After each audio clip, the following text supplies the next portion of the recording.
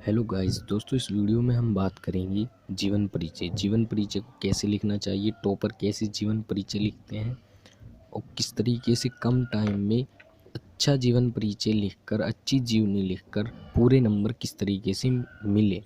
और मैंने किस तरीके से लिखा था जो मेरे 94% मार्क आए। तो आप इस वीडियो को पूरा देखना, एंड तक देखना, बहुत काम आएगी आपके।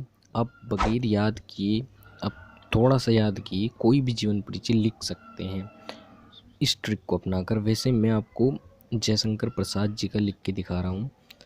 तो आपके पेपर में आता है क्वेश्चन नंबर 5 का क्या, यानी क्वेश्चन नंबर 5 में पूछता है किसी एक साहित्यकार का जीवन परिचय लिखिए और एक रचना का उल्लेख कीजिए। इस तरीके से पूछेगा। तो इसमें हम क्या कर रहे हैं, इसमें हमने जयशंकर प्रसाद ले लिया। मान लीजिए तीसरे नंबर पर उनकी जीवनी दी हुई है जयशंकर प्रसाद, तो हमें जयशंकर प्रसाद का आता है, तो हमने जयशंकर प्रसाद ऊपर हमने लिख दिया। तो जयशंकर प्रसाद का हम लिख रहे हैं, तो क्रम संख्या डाली और फिर आप लिख देंगे जिस भी कवि का आप लिखना चाहते हैं, जिस भी का लिखना चाहते हैं। जैसे मैं जयशंकर प्रसाद का लिख रहा हूँ तो ऊपर हेडिंग लिख दी जयशंकर प्रसाद। क्वेश्चन में आपको पेपर में ऐसे ही लिखना है। राजेंद्र प्रसाद होते राजेंद्र प्रसाद, या आचार्य रामचंद्र शुक्ल तो आचार्य रामचंद्र शुक्ल आप ऊपर लिख दें। इसका फ़ायदा ये हुआ कि एग्जामिनर समझ जाता है। फिर आप लिखेंगे जीवन परिचय। एग्जामिनर ये समझ जाता है कि आपने ये जो जो सब लिखा है वो भाई जयशंकर प्रसाद जी का जीवन परिचय है। तो चलिए अब इसमें आपने क्या करना है, देखिए जीवन परिचय आप छोटा लिखेंगे और आप इसमें क्या करेंगे कि जहाँ पे उनका जन्म स्थान या जन्म किस ईस्वी में हुआ और उनके पिता का क्या नाम था, यदि आपको पता है तो लिख दें, अन्यथा कोई इतना खास भी नहीं है।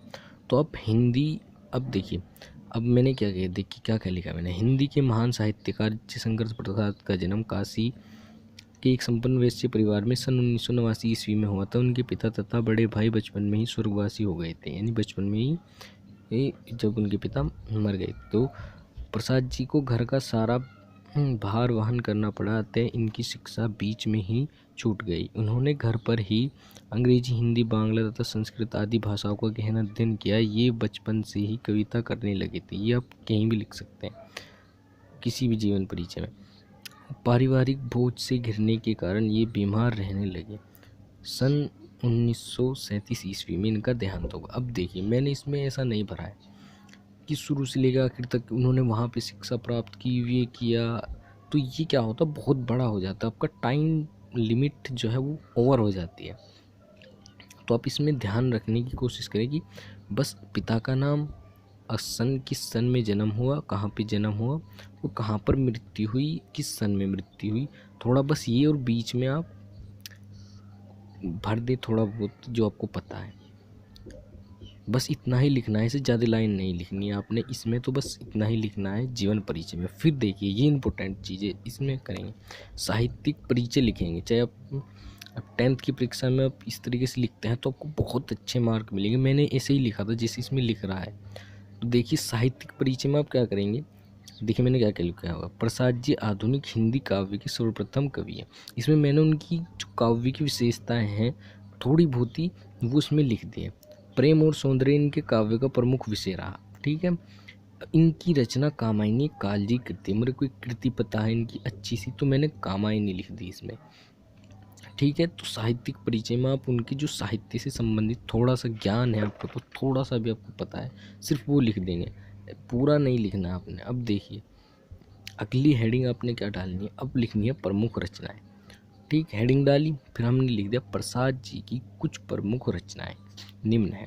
अब देखिए अब जो जो हमें पता है हम लिख देंगे। नाटक है, नाटक हेडिंग डाले, नाटक हेडिंग डाला, चंद्रगुप्त, स्कंदगुप्त, आजाद शत्रु, राजश्री। इतनी ज़्यादा लिखनी जरूर नहीं चाहिए, 2 ही लिख दें आप, बेहतर है। उपन्यास कंकाल तितली। काव्य में, अब देखिए काव्य में आ जाते हैं, काव्य में कामायनी, आंसू, झरना इत्यादि। ठीक है, और फिर उसके बाद आते हैं हम भाषा और शैली और साहित्य में स्थान। ये 2 हेडिंग आपको हर जीवन परिचय में लिखनी है और सब में आप यही लिख दें तो बेहतर है जैसे लिखा हुआ है। जैसे इसमें यहाँ पे प्रसाद जी, अगर और कोई लेखक होता तो आप और किसी लेखक का भी नाम लिख सकते थे। जैसे प्रसाद जी की भाषा सरल शुद्ध व प्रवाह में ही है, इनकी शैली विचारात्मक निबंधात्मक है। इस तरीके से अपने धोरे से लिख दें। ठीक, और साहित्य में स्थान, ये हेडिंग बहुत ज़रूरी है।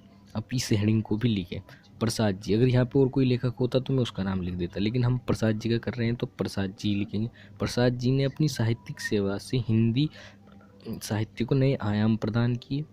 इन्हें छायावाद का प्रवर्तक माना जाता है। आप इस लाइन को अगर काट दें, इसको छोड़ दें, तो आप, चूँकि ये जयशंकर प्रसाद से रिलेटेड शब्द आया छायावाद, अन्यथा आप ये ऊपर का जो है किसी भी लेखक के जीवन परिचय में लिख सकते हैं, बिल्कुल सिंपल सा लिखा हुआ है। हिंदी साहित्य सदैव प्रसाद जी का ऋणी रहेगा। ठीक है, आप इस तरीके से जहाँ प्रसाद जी लिखा हुआ आप और किसी लेखक का नाम लिख दें। तो ये थी वीडियो। इसमें देखिए, ये आपको मैंने क्या क्या बताया, जीवन परिचय जो है आपको छोटा लिखना है, साहित्यिक परिचय में आपको थोड़ा सा ना है, ताकि जो एग्जामिनर है वो आपकी साहित्यिक परिचय की ओर ज़्यादा ध्यान दे। और इसमें भाषा, शैली, साहित्य में स्थान, ये हेडिंग आप जरूर बनाएं। इससे इंस्पिरेशन बढ़ता है टीचर की ओर, तो आपकी कॉपी को अच्छे नंबर देगा। ठीक है दोस्तों, अगली वीडियो में